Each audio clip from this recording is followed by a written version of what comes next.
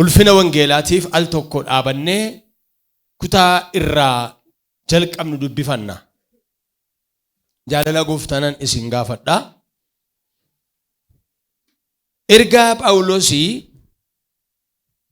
warra Roomaaf kan ergame boqonnaa 8:18 akkuma sila jaarsi waldaa keenyaa Dr. Wageen dubbisan irra deebinee dubbifne achi jalatti barumsa seensa barumsaa irraa walii wajjiniin ilaalla.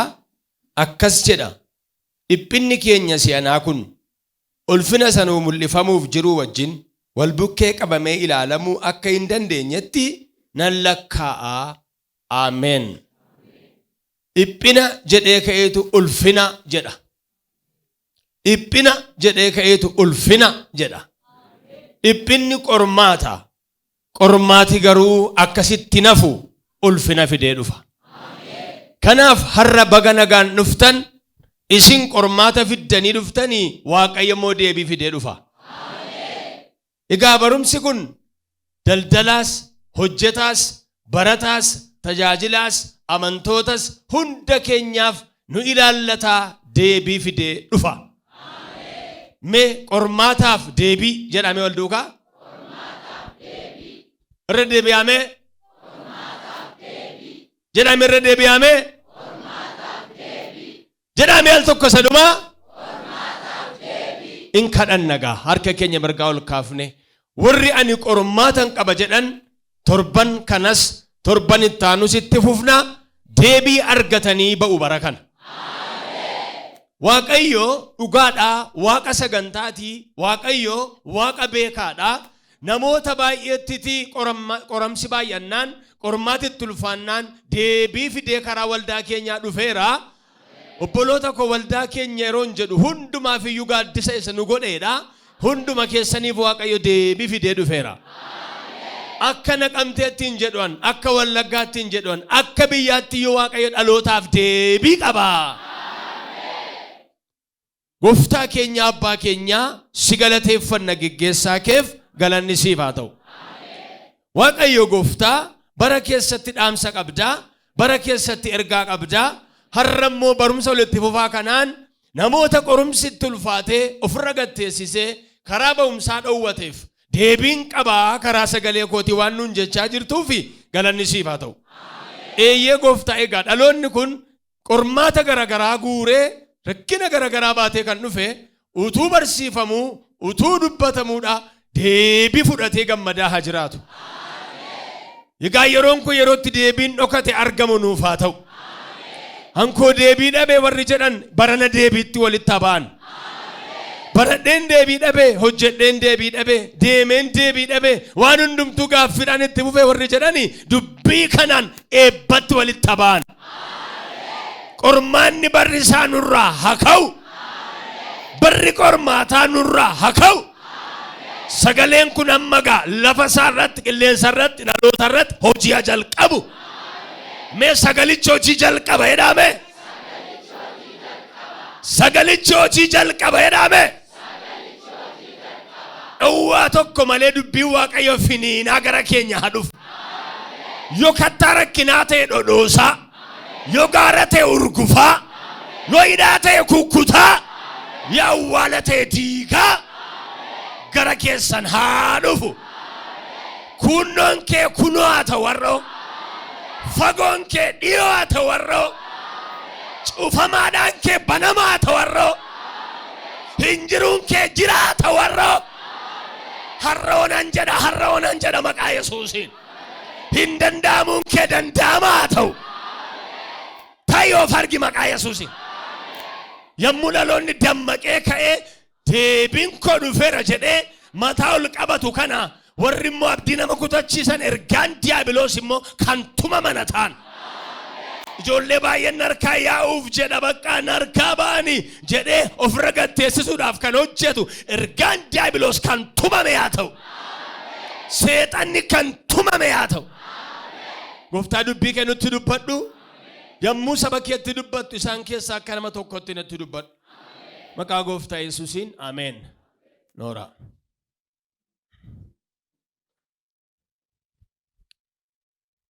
Tole seensadha barumsi kuni har'a jalqabnaa ganaa har'a malee guyyaa torbee 40ffaa egaa jabaadhaa booree fuudhaa. Mata duree irra deebinee dubbannee itti fufna maqaa gooftaa keenya maqaa Yesuus Kiristoosiin akkas jedha. Qormaata dhaloota har'aafi deebii sagalee Waaqayyoo jedha. Qormaata dhaloota har'aafi deebii sagalee Waaqayyoo.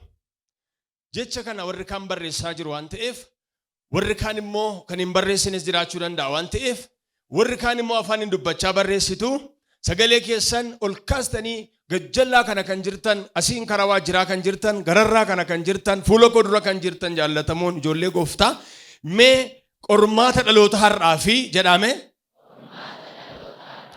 deebii sagalee Waaqayyoo jedha. Qormaata dhaloota har'aafi jedhame deebii sagalee Waaqayyoo jedha. Harka tokko ol kaasaa qormaata jedha. Harka garanaan immoo deebii jedhame. Wal duukaa ilaa qormaata deebii qormaata deebii. Asiin kan jirtan wal duukaa qormaata asiin wal duukaa qormaata deebii. Kanaafi namoota baay'ee bira qormaata jira, Waaqayyo bira immoo deebii jira. Sagalee Waaqayyo bira immoo deebii jira. Tarii utuu waan biraatti hin darbin naan deebistan mee erga dhalattanii namoonni qormaata agartanii beektan jirtu? Qormaata agartanii kan beektan mee maalfaatu qormaata isinitti ta'e beeka? Isa kana itti yaada. Booda gaaffii garagaraas isinii nan kaasa. Egaa dhiphinni keenya si'anaa kun ulfina isaanuuf mul'ifamuudhaaf jiru wajji wal bukkee qabamee ilaalamu akka hin dandeenyetti nan lakkaa'aa jedha. Mee seensi barumsa kana maalidha? Seensa qaba barumsi kuni, kaayyoos qaba. Egaa seensa waan ta'eef har'a jalqabaa waan jirruuf seensa isaan isinitti hima. Har'a dacheen keenya qormaata walxaxaa garagaraatiin guutamtee kan jirtu ta'uun ishee beekamaadha. Dubbii Waaqayyoo immoo qormaata kanaaf deebii qubsaa nuuf kaa'eera. Kanaaf dhaloonni qormaata har'aa kana keessa dabarsee qormaaticha garasitti ulfina dhufu arguutu irra jira. Qormaata har'aa garas ifa guddaatu jira. Haleluuyaa jedha seensisa. Kaayyoon barumsa kana immoo kaayyoo isaa yaadattanii afaan kun duukaa wayuu qabattan, kaayyoon barumsa kanaa dhaloonni jedha qormaata jireenya har'aatiin dararamaa jiru kun jedha deebii sagalee Waaqayyoo qormaata laalchisee kennu hubachuudhaan gara milkaa'ina fuula duraatti akka ce'an taasisuudha. Qormaata dhaloota har'aa itti ulfaatee dararsiisee yookiin dararamaa jiranii gara isa ifa guddaatti akka isaan ce'an, ce'uun akka danda'amu itti mul'isuudha. Jarana qormaata ce'uun hin danda'amu. Egaa dubbiin sagalee Waaqayyoo waa'ee qormaata garagaraa iddoo garagaraatti baay'isee kaa'ee jira. Dubbiin Waaqayyoo keenya kun waa'ee qorumsaa, waa'ee qormaata addunyaa kanaa iddoo garagaraatti tarreesseera.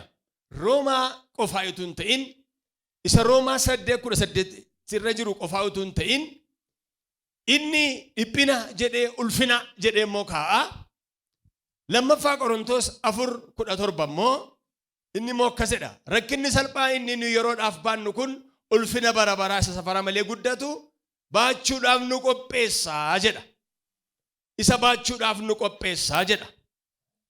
Roomaan dhiphina jedha. Qorontos immoo rakkina jedha. Roomaan dhiphina har'aa jedhee ulfina borii jedha. Present suffering jedhee versus future glory jedha. Glooriin akka jiru ulfinni guddaan akka jiru ka'a. Phaawulos garuu ergaa isaa irratti Qorontos irratti akka nama dubbadhee isa lammaffaa Qorontos 4:17 irratti inni immoo rakkina salphaa jedhee kaa'eetu inni immoo ulfina isa safara malee guddatu jedha jedhee kaa'a. Isa duwwaa miti.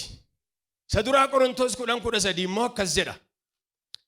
Qorumsi namatti dhufee hin beekne isinitti hin dhufne Waaqayyo amanamaa waan ta'eefis humna keessan gararratti akka isin qoramtaniif isin hin dhiisu jedha. garuu qoromsa kana keessatti akka isin dandeessan godhaa jedheetu karaa isin keessaa baatan isiniif kennaadha. Karaatu jira jedhan immoo. Kanaaf temptation versus the way of exit. Exitii gochuu dandeessa hin baata keessaadha. Exitiin lakkaa kan qormaata isa kan biyya lafaa duwwaan asirras jira. Exit gochuun hin danda'ama. Ba'uun hin danda'ama. Isa kana dubbata. Yaaqoob immoo tokko Yaaqoob 2:1-2 immoo namni qoromsa isatti dhufu obsaan danda'e haa gammadu jedha. Erga qoramee ilaalamee jireenya isa wayyuu akka gonfootti argachuuf jira. Akka gonfootti. Ameen. Inni immoo qorumsa as kaa'ee gonfoo as kaa'a. Temptation versus crown of life. Temptation versus crown of life. Inni immoo qorumsa kamirratti ta'e gonfootu nurra jira jedha. Gonfoo mo'ichaa arginaa jedha inni immoo. Kanaaf egaa mee gaaffilee kana gadi arifadhaatii qabadhaa. Qormaata jechuun maal jechuudha jedha. Seensa keenya kanumaan dhaabne qormaata jechuun maal jechuudha. Baay'ee yaadannoo qabachaa jirtu namatti tola. Tarii akka tasaa namoonni irraanfattan immoo torbee qabattanii dhuftu. Qormaata jechuun maal jechuudha? 2 garaagarummaan qorumsaaf qormaataa maalii jedha. Garaagarummaan qorumsaa fi qormaataa yookiin garaagarummaan qormaataaf qorumsaa maalii jedha. Garaagarummaan qormaataaf qorumsaa yookiin qorumsaaf qormaataa maalii? Wal fakkaata malee garaagarummaa qaba. Inni sadaffaan maddi qormaataa yookiin qorumsaa maalii jedha. Maddi qormaataa yookiin qorumsaa maalii? Waa malee namatti hin dhufu. Maddarraa namatti dhufee nama qoruu qaba. Mee madda isaa barra. Maaluma dhanni nu qoru kun? Eessarraa dhufa? Isa jedhullee beekuun gaariidha. Waa'ee diina keetii yoo bartee jedhu warri waraana barsiisan fakkaata yeroo dhaga'u. Waa'ee diina kee yoo barte persentii 50 mooteetta. Kanaaf waan inni nu qoruu kun maalirraa akka dhufe yoo barree persentii 50 yoo ammumayyuu mooneerra. Kanaaf isa ittaan bu'aan qoramanii darbuu maalii jedha. Bu'aan qoramanii darbuu maalii jedha. Gaaffii keenyatti gaafan isin isa jalqabaa irratti isin deebisu. Qormaata jechuun maal jechuudha? Garaagarummaan qorumsaaf qormaataa maalii? Maddi qormaataa yookiin qorumsaa maalii? Bu'aan qoramanii darbuu maalii jedha. Mee tokko jedhaatii hiika qormaataa fi qorumsaa ilaalla. Hiika qormaataa fi qorumsaa. Dhaloota irratti ulfaatee inni jiru qormaati yookiin qorumsi hiikaansaa maali? Sababiin isaa qormaata dhaloota har'aafi deebii sagalee Waaqayyoo kennu ilaaluuf jenna waan ta'eef mee maalidha qormaati? Maalidha mee yeroo yaaddan qormaata akkamitti ilaaltu? Akka maddi garagaraa jedhutti qormaanni afaan Ingiliziitiin challenge isa jennuudha. Difficult task jedhee sin kaa'a. Hojii cimaa yookiin hojii ulfaataa jechuudha. Difficult task jedhee sin kaa'a. Suffer jedhee sin kaa'a. Dhiphina jechuudha. Wanta jireenya dhalootaa irratti dhiibbaa geessisu, wanta keessa darbuun isaa ulfaatu, dhiphina fa'a jechuudha jedha. Challenge, difficult task, suffer jedhanii waamu afaan warra Ingiliziitiin.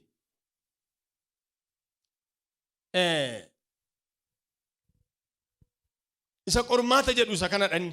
Tarii isa qormaata jedhu kana torbee bifa addaatiin namni Waaqayyoo jaallatamaan barsiisaan gammeen kadhimamaan dookteraa torbanarraa bareechanii akka nuu kaasan abdiin qabaa. Kallattiidhaan qorumsa kan jedhu hiiki isaa maayin? Qorumsa kan jedhu. Inni kun afaan Ingiliziitiin temptation isa jedhu. Temptation. Afaan Ingiliziitiin temptation. Warri Ibroota ammoo maasaa jedhanii waaman. Maasaa. Warri Ibroota ammoo maasaa jedhan. Warri Giriik immoo persaamos jedhanii waaman. Persaamos. qorumsi kun yeroon taa'ee afaan kana gaafan dhaga'u afaan Oromoonis maqaa qaba erga ta'e afaan Ingiliffaan maqaa qaba erga ta'e afaan birootaan maqaa qaba erga ta'e afaan Giriikiin maqaa qaba erga ta'e iddoo hundumaa jira jechuudha. Nyaati biyya keenya iddoo hundumaa hin jirre jira. Ancooteen Wallaggaa duwwaa jira. Gaafan jedhu warra asii dhaqee beeka malee hin beekan. Qorumsa garuu warra biyya adiis beeku, warri Giriikiifaas beeku, Ibroonnis beeku. Kana jechuun qorumsi iddoo hundumaa jirti. Lakkaa lafa tidhattu hundumaa qorumsi jirti mini deebiin garuu wangeela qofaa keessa jira. Ameen. Egaa maasaa kan isaan jedhaniif warri birootaa maaliif akkas jedhanii Ba'uu 17 irratti iddoo maasaa Mariibaa jedhamutti Waaqayyo isaan qoree isaan ilaalee jedha. Maasaa Mariibaa. Maasaa jechuun qoruu jechuudha. Mariibaa jechuun morkii jechuudha. Isaan Museedhaan morkatanii Waaqayyo immoo isaan qore. Maaliif morkatan? Bishaan dhugan dhaban. Hin qoraman. Namni qorame immoo waan gaashaan haasa'u. Museetti dhagaa fudhachuutti ka'an. Achumarraa ka'ee Mariibaa jechuun morkii, maasaa jechuun qoramuu yookiin qoruu isarraa dhufee jedhugaa warri Ibroota. Maasaa isa sabni Israa'el iddoo maasaa Mariibaa jedhamutti bishaan dhabanii qoraman sanarraa dhufee qorumsi qoramumarraa dhufe jechuudha. Maal dhabdee qoramtee jirtaati? Sabni Israa'el biyya isaanii biyya Gibxiidhaa ba'anii gara biyya isaanii gaafa deeman bishaan dhabuutu isaan qore. Dhaloota kaayyoo baay'ee qoree jira. Maasaa keessa jira amma. Maasaa isa jennu qorumsa keessa darbaa jira jechuudha. Waaqayyo garuu nu gargaara. Ameen. Egaa macaafni qulqulluun qorumsa maalitti fakkeessaa kan jedhu mee qabadhaa. Macaafni qulqulluun qorumsa maalitti fakkeessaa? Macaafni qulqulluun qorumsa maalitti fakkeessa? Inni tokkoffaan abiddatti fakkeessa. Like fire. Abidda fakkaatti qorumsi. Isa duraa Phexros 4:12. Waan akka abiddaa gubuu isin qoruudhaaf yommuu isin irra bu'u waan takkaa ta'ee hin beekne yoo waan isin irra bu'e isinitti hin fakkaatin hammuma dhiphina isaa keessatti miidhamtan ulfina isaa keessatti immoo hin gammadduedha. Kan nama dhibu immoo abidda jedhee ka'ee gammachuu immoo haasa. Kanaafidhaam macaafi qulqulluun yommuu waa'ee qorumsaa haasa'u deebii immoo kaa'aa deema. Ameen. Hin qoramne kanuma jechuudha gaa. Iddoonuma akkasiiti gaa akkan jenneefi Waaqayyo deebii kaa'eera. Dhaloota qorumsi garatti ba'an wallaalchiseef, dhaloota itti dukkanaa'uuf, dhaloota addunyaan itti bitaachaa'eef, dhaloota utuu deemu ofirra gadi taa'eef, dhaloota sammuunsaa miidhameef, hafuuraanis lolame, ikoonomiidhaanis lolame, qabeenya jireenyaanis miidhameef Waaqayyo immoo qorumsi akkuma jiru ulfinni gammaduun akka jiru immoo kaa'eera. Kanaaf akka ibiddaa isinirra yommuu bu'u jedhe. Kanaaf qorumsa akka ibiddaa like fire abidda fakkaata. Abiddi immoo gaafa namarra bu'u sirran bu'aa qophaa'e amma gaa si gubuuf hin jedhaa hin jedhu namarra bu'uusaa argitu. Nama ibiddirra bu'e attam godhata? Attam godhata nama ibiddirra bu'e? Hiwwata laa nama sila taa'utume nama abaluu nagaadhaa mettantume nagaan qabu. Nama abaluu yoo itti dubbatan dafee irra taa'uun ka'ottamme abiddirra buunaan isuma kan hin beekne akka. Abiddirra buunaan nama yeroo kaan danda'een sochoone dhugaadha hin raafama akka calii raafama. Maal baqata waan ta'eef. Namni tokko cimaa dheettu inni gaafa nagaati kaa. Abaluu cimaa dheettu inni gaafa gammachuuti kaa. Abaluu cimaa dheettu inni gaafa waan nyaatan jiruudha kaa. Abaluu cimaa dheettu inni gaafa waan hundumtu mijatee jiruudha. Yeroo qorumsi kush jedheerra buume olii gadi nama sochoosa. Nama raasa. Kanaaf kiristaanni gaa kan inni beekamu immoo yeroo baay'ee qorumsicha keessatti beekama gaa. Qorumsicha keessatti akkam akka inni ta'u ilaalama gaa. Deebiin akka jiru beenna waan ta'eef. Hammuma isaa wajjin dhiphattan immoo jedhe gammaddan immoo ililchuuf jirtu jedha. Dhuga baatii immoo fiduuf jirtu jedha. Darbuuf immoo jira jedha. Garuu abidda fakkaata. Dhuguma irra bu'ee jira. Mucaana namaaf akkas godhataa jedhu amma. Irra bu'eera ka abiddoo maala godhu. Hojii dhabee jeeqama. Maaliif jeeqamtaa jettu abidda qorameeran. Haalli itti badee miidhamti maal taatee jettu abidda irra bu'e dhiphisaa jira. Maatii irra bu'a inni dhiphisa. Jireenya namaa irra bu'a inni dhiphisa. Abiddatti fakkeeffama. Nama abidda irra bu'e immoo hammam cimaa yoo ta'e obsee taa'uu hin danda'u. Hin ulfaata. Heewu tokko yeroo tokko hin haasa'u. Tajaajilaa tokko dhaqeetu nama baay'ee hojii dhabee rakkatee jireenyi itti ulfaatee qoramee taa'uun ergaatti maayedhama. Ilaa Waaqayyo akkasiin jedha. Obsi siin jedha laa obsi mucaa koo obsi siin jedha ennaan. Hammamiifan immoo obsa jedhii gaafadhu jedha. Aareera waan ta'eef. Waggaa 20 obsi siin jedha ennaan. Isaa booda itti barta kaa'edha. Inni maal jedhee yaada? Sirraa kaa'an jedhe. Lakka abiddatti baruun hin cima. Nama biddatti miidhamaa jiru itti bartaa qoyi jechuun hin cima. Nama qorumsa biddaarra bu'ee sarra bu'ee beeka. Nama qorumsa irra bu'ee sarra bu'ee beeka malee hin beektan warri kaan hin beekan. Kan nama dhibu immoo qorumsi himeen dhufu namni kan biraan hin beeku abbaa faadha teessisee immoo si qora. Qorumsi sheemii hin beeku. Qaanii hin beeku. Ijoollee biratti abbaa qora. Maatii biratti maatii ijoollee qora. Kan nama dhibu immoo isuma qoramaa jiru beeka malee warra kaan hin haasa'u malee hin beekan. Ijoollee wangeelli immoo deebii qaba. Sagantaa qoramuu dabarsiteettaa nama biraa gaafadhaame. Tam waa'ee sagantaa qoramuu ana beektaa ammatedha. Yeroo sagantaan qoramuu nama laxxafamu mee? Waajjiruma dhufee laxxafamu. Fuudheema lap godheesii laxxafa. Gaafa qidaamee kanaan qoramtaa. Sanbata kanaan qoramtee waldaa ta'e iyyuma qoramtaa. Dafinoo isaa immoo qoramtaa. Isuma kaleessumti kadhachaa oolte borii isaa mucaa fuutee mana qorichaatti kaataa jedhaan. Asuma irratti ladha. Maal kaleessa waldaa isin amma mana qorichaa dandaqa. Waan ittiin qoraman kan namaa immoo adda adda. Yeroo biraa dubbadhee beeka. Ikkoo yoo baay'ee qallatte qorumsaa. Fagoo madhattati.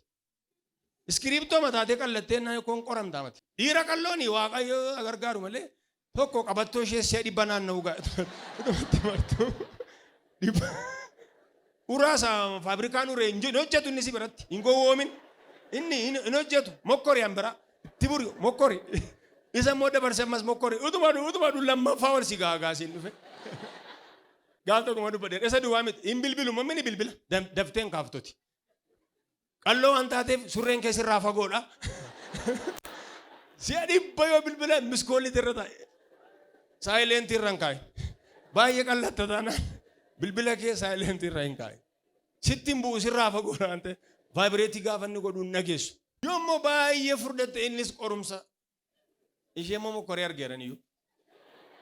Miilla kee irraa fagaatte miilluma kee dur waggaa meeqa beektu. Miilla kee kana bilbilaa yoo dubbiste malee. Baay'ee furdannaa hin qaqqabdu. Kophee hidhachuu dadhabdala. Gaduma jeetu anuma kee irraa si kuta. Garaa makee miilla kee irraa si kuta. Maal jedhan inni tokko leestiroo miilla qulleeffata. Garaa isaaf hin argodhani. Leestiroo isa qulleessuun arguu takkaa dubbadheera. Maal jedhani yaa leestiroo nan yoon sin arguyyuu ta'e Waaqayyo si arga. Gaashaan qulleessi. Maal isaatii isa qora jechuudha. Furdina isaatu isa qora. Amma ergaa biyya Afrikaa kana ergaa biyya keenyaa kana keessatti ilaahin furdatta siin jedha Waaqayyo inni irraa nyamini am raajiidhaan argama ergaadhaan argama furdin Waaqayyo sin furdisa siin jedhe dhoqqee dhiiteen qabaa sittan maraga siin jedhe eennoon maraga rakkinan qabu gaanni maragu immoo dafeerraan harca waan ta'eef ammoo irraa harcaasuus ammoo kan rakkin gara biyya alaa garuu yoo dhaqanne yeroo inni ga'u achi immoo sii qannaseera achi immoo achi gadi raaju. Achi immoo 110 kan turte gara 70 sii buta siin jedha achii gadi. Kanaaf wanti qorumsa hin taane iyyuu hin jiru.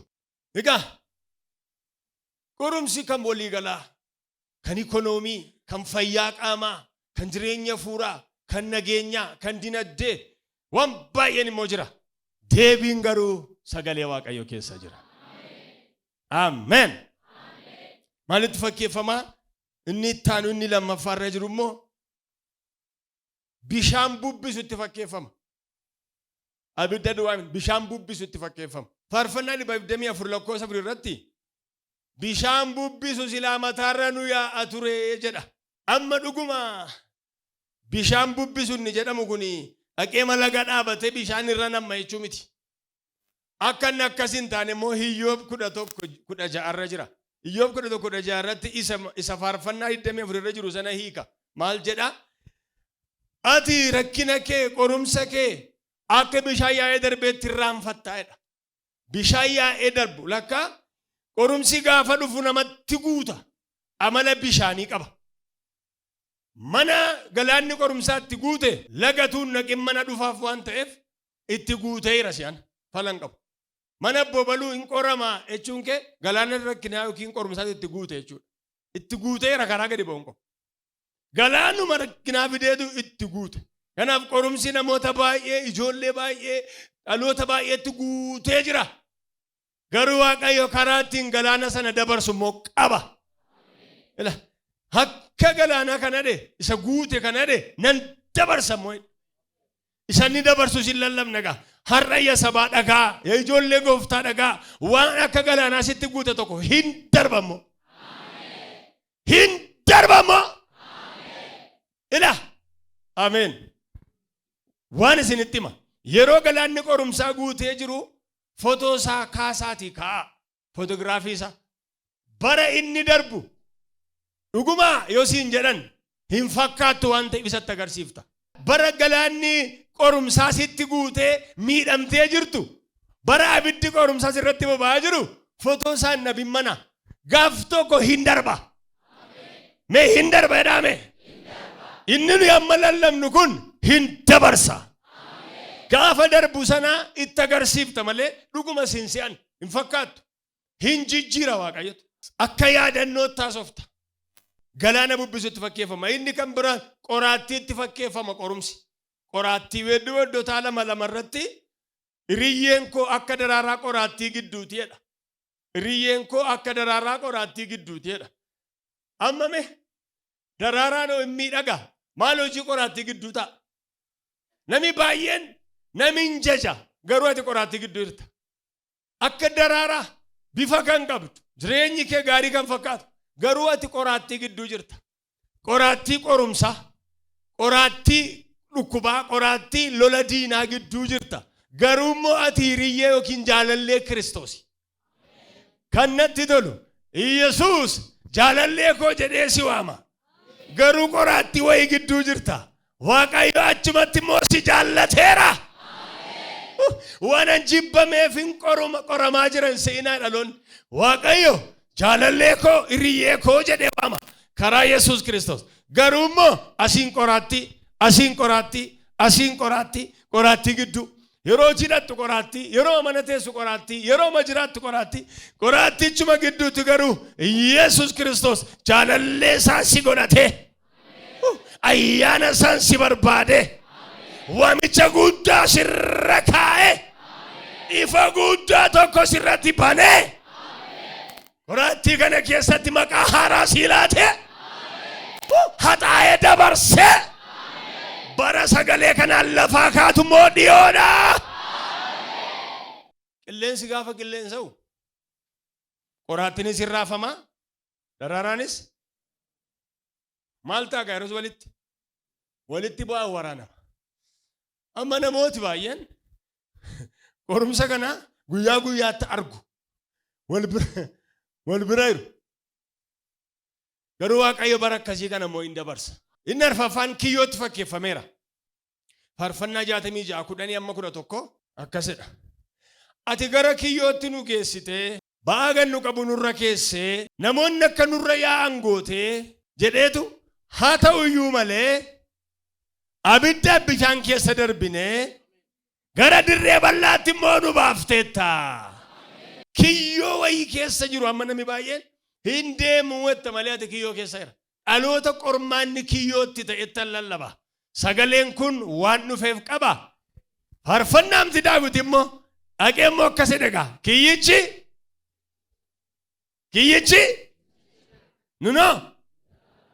kiyyichi maal namoonni akka kiyyoon ciccitu kun hin barbaanne ujjirame harka ol kaasaa raasaa. Kiyyoo kukkunna. Kiyyichi kiyyichi hin ciccite. Nuyi jalaa baane. Kiyyichi kiyyoo keessatti nafan. Kana kiyyootti fakkeeffame. Kiyyoo keessa nu keesseedha. Anamma kiyyoo keessa ituu asfaaltiirra deemanii kiyyoo keessa taa'uun hin danda'amu. Hin deemtaa garuu kiyyoo keessa nama akkasii jira. Ittiin qabamina. haalli isaa qabee dhaloota kiyyoo keessa kaa'e kiyyoo keessa jira garuu hin deema. Kiyyoo nama deemsisu. Kiyyoo keessa jira hinaasa. Kiyyoo keessa irti hin sosochooti. Kiyyoo keessa irti karaarra hin deemti. Kiyyoo wayii garuu irra jira.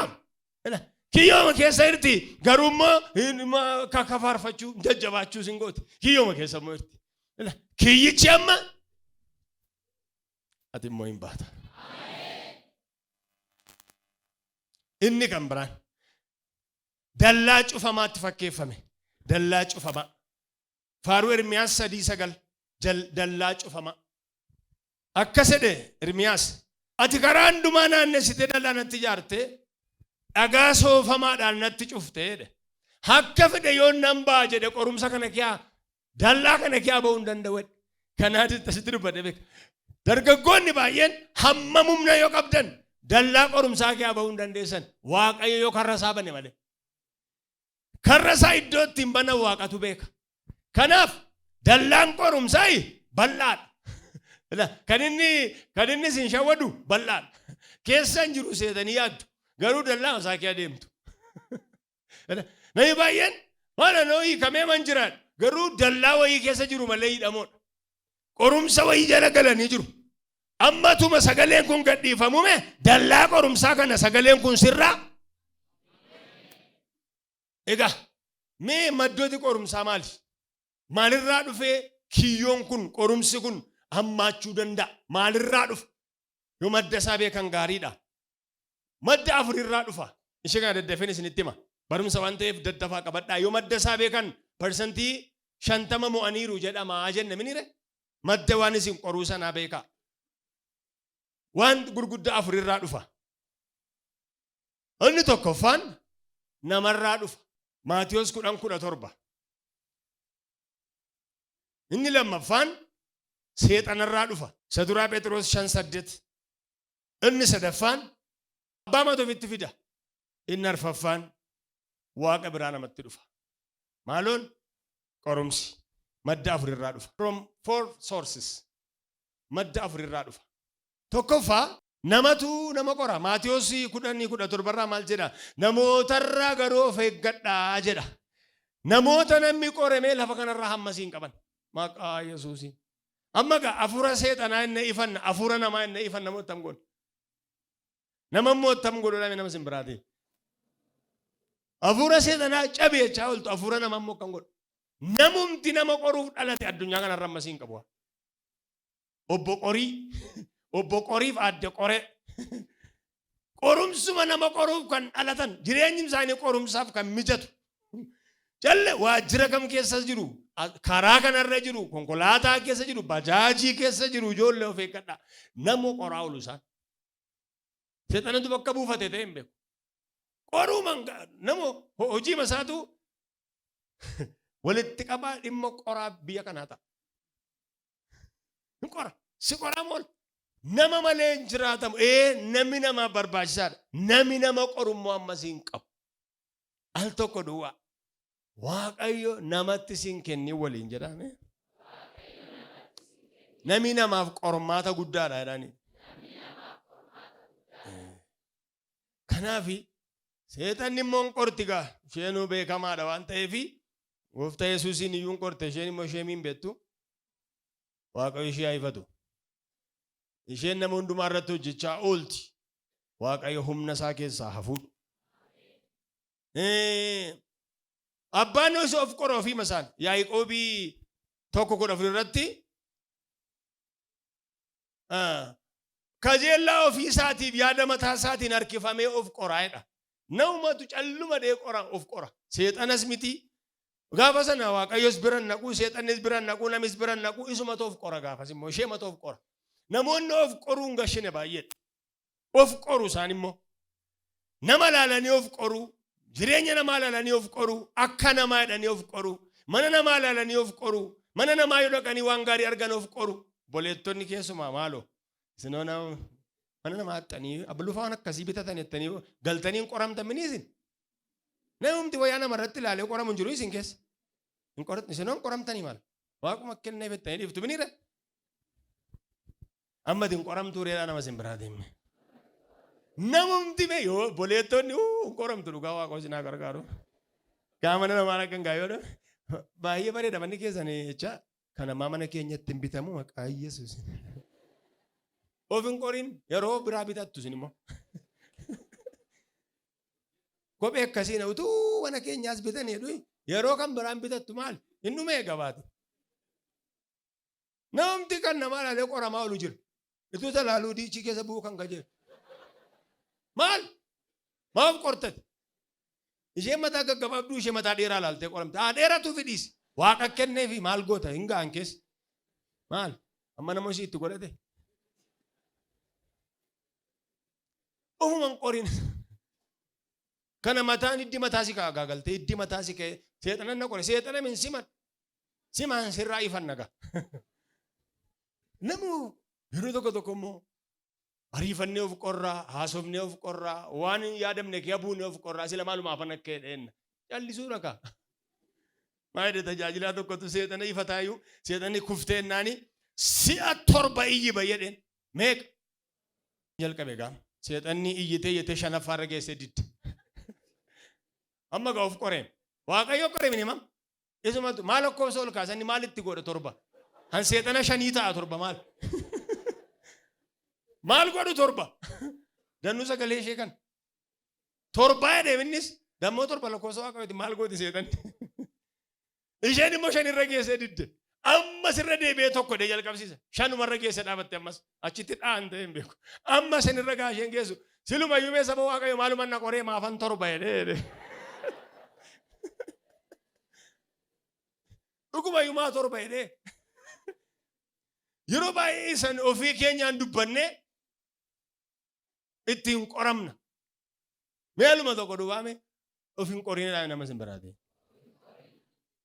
Egaa Waaqayyo immoo nama laaluudhaaf Abrahaamiin qoree laaleera. Beekaa hoolaa qopheessee gaara Mooriyaa irra kaa'etu. Mee mucaa kee fidi yaadde. Ayyoo Waaqayyo. Mucaa kee fidi mee ifan barbaada. Maa hin jedhu. Aarsaa naa dhiyeessite. Dhugaa? Meeqa Waaqa isheedhaan amma mari'adhaa jedhe. Wattu gurbaan deemnaa. Mudala Waaqayyo. Hin malaan. Waaqayyo mee. Sarpiraayisii gochuu isa jalqabe. Ijoollee isarraa fuutee nama rakkifte jechuudha. Fidee dhufee diyaa. Mucaan immoo gaaffii adagaa tokko gaafatti. Aarsaa keenya har'aame wanta adda godhu meedhe. Yoo mana keenya bira dabarsan argaan oolaa. Hammi namaa hoolaa ofee deeman. Hannaati hoolaan fuuneemnu jedhe. Baay'ee wallaalleeti immoo waan isaa qorumsaadha. Isa kana garaa keetti dabalee maana guddi gurbattee immoo na wallaalee anu aaraan itti deemaa jiru. Isa kana koon na wallaaleen achi na qoraa jiraa'u. Gaafa achi si qoru mucaan qorumsa si gaafata beekaa. Ati waan ati beekaa horii dhabdee bitiin galteeti gaati balbalarra inni irraanfattee. Maal irraanfattee aduu beekaa dhiibbaasa. Silaa warri sooressi addunyaa kanaafee. Bilgeet mee abbaa masaanii ta'ee yaaduu hin ijoollee. Abbaa koottani maadhaa makiinaa fidduu arge kan abbaan koo qaa godhee bita. Aqeechiin ga'eeti gaafa inni mucaa lafaan dha'ee billaa fudhatuuti. Hamma ammaa deemtee ta'in gaadheetu anuu argeera kunoo. Hoolaan qophaa'eera jedheen. Mee harka kee mirgaa laali gaafa inni dhugaafa laalu hoolaan jira. Ka'i dabartee taa'e. Harka keessarraasaa ka'i dabartee taa'e. Ka'i gorumsa dabarteetta. Mucaan achi dhidhiitatee ka'e hoolaan bakka isaa qabame. Jiraam. Garuu kaa'ee si qora. Hojiiti waggaa meeqa barbaada osoo dhiyoo jira. Si qora garuu. Ittiin qabattee waldaan attaa muun baddaa kee laala. Isuma kanna godhe kana yoo waaqeffadde kan jedhu immoo jira. Karaa mana isaa iyyuu hin bookan. Eewwanni kan qormaata deebi'uu fidinnaan barumsa ittiin fuuftu jennaan mana tamaarii jalatti bokkaanneessu. Amma nameesi mana waldaa jalatti bokkaannee sochuu barbaadu jira. Aalamiin ol lixxee mateessa. Waaqayyo hinuma laata. Deebii hinuma laata Waaqayyo. Hinuma laata abbaan kee hinuma laata. Yohaannis boqonnaa 6 irratti biddeen jarri kun nyaatan eessaa binnaadha lakkoofsa 6-8. Naani Filiphos egaa akka birri 200 qabna dhuguma geessii reedhe. Utuun isa ta'e yaada. Akkuma itaate taana kamaal goona reen jedhatu ana ta'e. Yesuus ijjiin jiru minire. Aga bubulaatte wajjumaan bulla katisoon bira irtaan jedha malee gabaatti fiiguu kenni immoo aduun immoo dheeraadha lafa onaadha. Akka balamaa wayii qabna kaasheenoo maal godha reen geessiree bakka maal godha waan sa'oon beennu nama 5,000 oltummoo jira. Kana deebiin kee deetu. Gurbaa biddeen garbuu 5 qabu tokkotu jira ture. Isumarraa fuudhee asii achi gaafa deebisu dachaa ta'e lafa ta'a. Waaqayyo lafa waa fuudhuu qaba jedha. Waan Filiphos dubbatu laaluuf isa qoraa'edha. Innoo ya dhalootaa lafa waa kaa'e qaba. Fayyoo mataaf hin dhukkubsin lafa waa kaa'e qaba Waaqayyo. Mee lafa kaa'e qaba jedhaa kaa. Ameen. Bu'aan qorumsa keessa darbuu maali yookaan bu'aan qoramanii darbuu maali kan jedhu ilaallame. Bu'aan qoramanii darbuu maali? Inni tokkoffaan qorumsi qaramanii ba'uu fi barachuu fida. Qorumsi qaramuu fi barachuu fida. Yoo qoramtanii dabartan yeroo haala qormaataa keessa dabartan ittumaa qaramtu. Waan haaraa barattanii baatu. Faarfannaa 119 irratti akkas jedha. Seera kee akkam baruuf rakkifamuun anaaf gaariidha jedha Daawit. Rakkifamuun illee sirrii miti amma sila. Garuu seera isaa baruudhaaf rakkifamna. Borittiin namootaaf dhugaa baatu. Seera kee akkam baruuf rakkifamuun anaaf gaariidha. Baruudhaaf fayyada lakkaa rakkifamuu. Namni rakkifamee barate. Tajaajilaan rakkifamee barate bor eessa yoo dhaqe iyyuu hin kufu. Ameen. Eessa yoo dhaqe iyyuu hin dadhabu miicamanii ba'a waan ta'eef. Nam dhaloota miicamee ba'e. Isaan kun haala chaalenjiin sodaatan. Inni lammaffaan ani itti walitti qabuuf jedhu. Bu'aan qoramanii darbuu dabaluuf nama fayyada. Dabaluuf mee qormaata booda jedhame dabaluudha jedha. Qormaata addunyaa kanatti gadhiifame kana keessatti jedha. Warri jabaatanii keessa darban jedha. Hin dabalu jedhame. Jireenya Iyyoobiin gaafa laaltan Iyyoob boqonnaa 42 lakkoofsa 15-17 yoo laaltan bara Iyyoob dabale kanaan dura barumsa garagaraa waa'ee Iyyoob ilaalchisee waan baay'ee dubbannee beenna. Keessumatti namni ani baay'ee jaalladhu obboleessi keenya barsiisaa gammeen bareechanii yeroo darbe waa'ee Iyyoobii akkaataa inni itti qorame bara seexanaa bara namaa waan akkas akkasii kana dubbatanii beeku. Dhumarratti rakkina ka darbee ifatti akka ba'e nutti himanii turan. Mee maal jettan gaafas? Gabaabamatti kitaabni Iyyoobii jireenyuma Iyyoobiidha. Jireenyi Iyyoobii immoo bakka gurguddaa 4tti qoodama. Boqonnaa 1 fi boqonnaa 2 tokkodha. Boqonnaa 3ffaan kutaa 2ffaadha. Boqonnaa 4 kaasee amma 37tti sadaffaadha. 38 amma 42tti immoo kutaa 4ffaa qoodamsa isaadha. Boqonnaa 1 fi 2 irratti akkuma baay'een keessan beektanii seexanatu heeyyama Waaqayyo biraa fudhatee Iyyoobiin qore. Boqonnaa 2 guutuu isa qore. Waan inni san goone hin jiru. Haadha manaa iyyuutti jijjiireera. Qabeenya guutummaa jalaa fixeera. Ijoolleen ni jaallatu 7 iyyuu jalaa fixeera. Boqonnaan 2 akka dhumeen garuu hayyama isaa harkaa fuudhee Waaqayyo. Ameen jennu? Hayyama isaa harkaa fuudhee haa ta'u garuu seexanni dirree isaa keessaa ba'ee boqonnaa 3ffaa irratti Iyyoobtu ofitti deebi'e. Of gaafachuutti ka'e. Kun maaliif ta'ee? Sun maaliif ta'ee? Kun maaliif ta'ee? Sun maaliif ta'ee? Wallaansoo inni mataa isaa wajjin qabu yeroo mataa isaatii jedheedhaan kana kan inni barsiise. 3ffaa irratti eegi Iyyoobii ofii isaa dhiisee booddee immoo hiriyoota isaa 3tu dhufe. Inni immoo yeroo namaati. Ni jalqabaa yeroo seexanaati. Ni jalqabaan ni lammaffaan yeroo Iyyoobii. Ni 3ffaan immoo yeroo namaati. Baay'ee rakkisanii hiriyoonni isaatu dubbiin hubatini. Iyyoobiin baay'ee joonjessan. Boqonnaa 4 aga boqonnaa 37tti Iyyoobiin gidiraa agarsiisan. Boqonnaa 37 ergii dhume booddee 4ffaa irratti yeroo Waaqayyootu ga'e.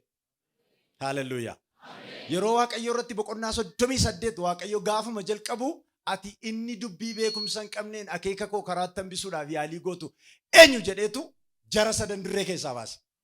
Haaleluyyaa. arfaffaa irratti egaa yeroo Waaqayyootu ga'ee Waaqayyoo Iyyoobitti fuula isaa deeffatee eegi Waaqayyoo Iyyoobitti fuula isaa deeffatee booddee Iyyoobis afaan isaa irraa harka isaa keeyatee wanti inni qabu lamaan baay'ateef. Yaa wanti inni qabu hundumtu qabxii isaan ammarra jiranii qoromsa booddee dabaluu kan jedhudha mitiire. Eegi qoromsa kan namaa kan mataasaa kan seexanaa fixee booddee waan inni qabu hundumaatu inni 300 600 inni 500 1,000 inni 1,000 2,000 bifni ijoollee isaatii warri booddanaa immoo kwaalitii isaanii dachaa dabale. Haati manaa immoo ishee sanatu vershinii haaraa ta'e. Hallelujah. Utuu barattanii kaan keessan utuu torbeen kun shananii numin rakkina keessan irraa giraajuweet gootu.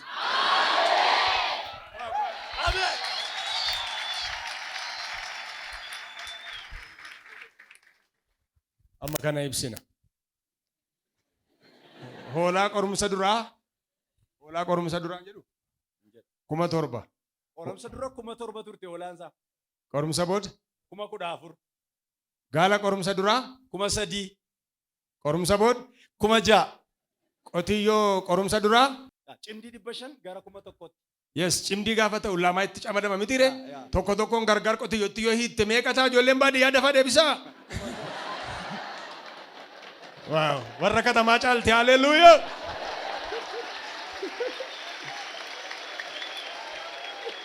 Yes. Eeshi. Harroota qorumsa duraa 500. qorumsa booda 1,000. gara qarshiitti gaafa jijjiiramu doolaariidhaan gaafa herregamu qabeenyiyyoo. Qorumsa dura doolaara miliyoona 50. Wow, qorumsa booda miliyoona 100. miliyoona 100.